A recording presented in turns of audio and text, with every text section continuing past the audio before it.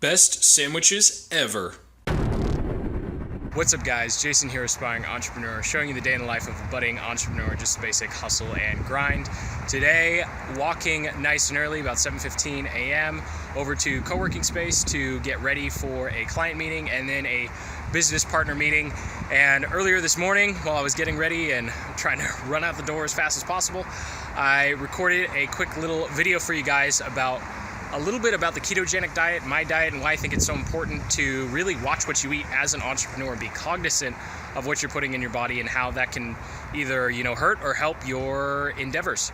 So enjoy, and I've got to run off and get mentally prepared. So some of you may know I'm a big proponent and fan of the ketogenic diet, and for those of you who know what the ketogenic diet is, I will explain the bread in 1 second. But essentially the ketogenic diet is a high-fat, low-carb, and sometimes zero-carb diet. So if you're doing this on a budget, because buying a bunch of meat can get quite expensive, using things like peanut butter, almond butter, and even something my brother showed me called shortening, although be sparring with this because it's really, really sweet. I've literally had meals where I was about to throw up because I put too much of this guy in it. And then just for some extra boost of micronutrients and fiber, I've got chia seeds and flax meal. So this is my power peanut butter, almond, shortening, chia seed, flax seed meal sandwich.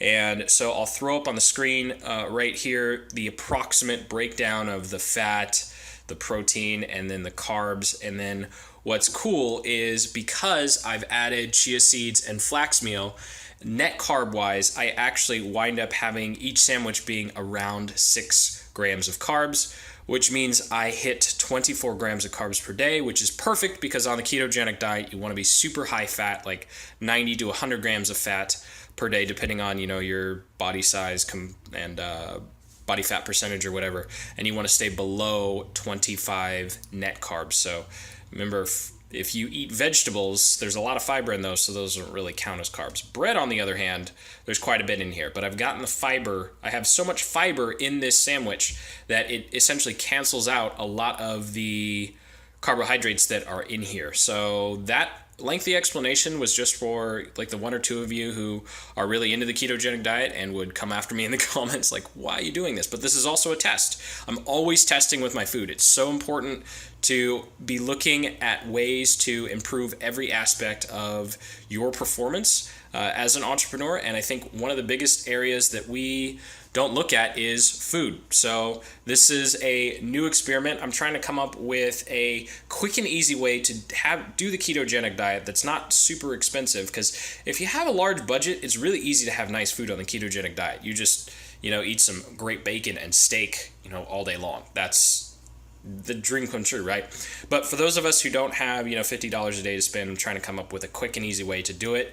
And so this is an experiment to see if I can stay in ketosis with a lot of fiber, even though I have some carbohydrates in there. So probably way more info than you wanted, because you definitely don't watch this channel for nutrition, but definitely be cognizant of what you're putting in your body and realize that what you eat is important.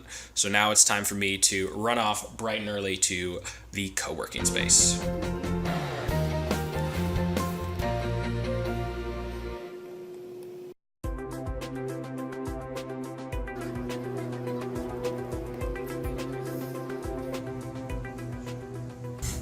So coming up on 7:30 here, and I realized I haven't actually talked to you guys all day long. So we just had an extra long work montage there because I had a couple of meetings. I think meetings took up like 4 hours of the day, which is something I don't really enjoy. But the good news is I had a good heart-to-heart with a business partner of mine, and we know how we're going to move forward with our working relationship.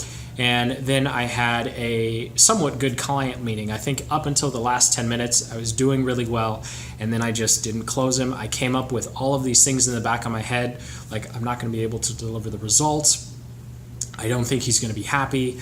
I'm not quite sure how I'm actually going to do this. Yeah, I could tell him I can do it, and then I'm going to go figure it out, and then what happens if I don't figure it out? And all those things just rushed into the back of my head, and the entire composure just collapsed at the end of that like hour-long conversation. So it's kind of like, you're driving, you're at the 2-yard line, and then you just totally fall apart. That's pretty much what happened. I mean, he probably couldn't tell, but mentally, I just like checked out. I let all of those limiting beliefs rush forward, and I didn't close. So that's it. I didn't close. All the other I can come up with so many reasons why it wouldn't have worked. I can come up with so many reasons why I didn't do it. But at the end of the day, what's important is I didn't do it. I didn't close. I had the opportunity, and I didn't take it because I got nervous. I freaked out. I got cold feet. I jumped back. I was literally at the 2-yard line, and I jumped back. So big lesson learned here is just go for it, even if you're not sure you can deliver. Just have that confidence, and in fact try to be overconfident in that moment because you have so many things coming at you saying, no, don't do it, no, you can't do it. So there's my big lesson for the day. Definitely ask open-ended questions when you're working with a client, and make sure your listening skills are honed in and on. And after that, at the end of the conversation is the only part that you should actually try and control, because you want them to say yes. You want to get a commitment.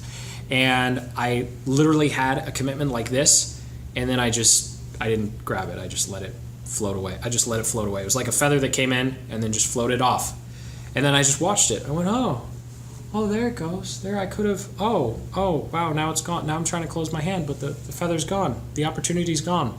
So do I have a chance to follow up? Sure. Will I follow up? Of course. And I'll try to, rectify my mistakes the first time.